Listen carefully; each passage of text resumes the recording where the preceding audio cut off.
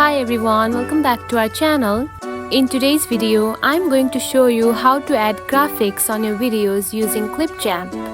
If you want to add those stickers and emojis on your videos using Clipchamp, this video is for you. So let's get started. Find the Clipchamp app. Now open it. Choose one video that you want to add the graphics. Now here you can find the option of overlay. Simply tap on it.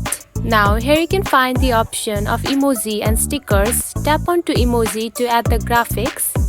Here you can find a lot of graphics of the emojis that you can add to your videos. You can also search it on the search bar right here. Now tap onto the stickers button at the bottom corner.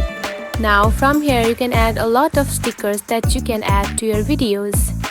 Now choose one sticker that you want to add and simply tap onto next. Now here you can find the sticker has been added to your video. And that's it. This is how you can add the graphics on your video using Clipchamp. If you found this video helpful, don't forget to like and subscribe for more tips.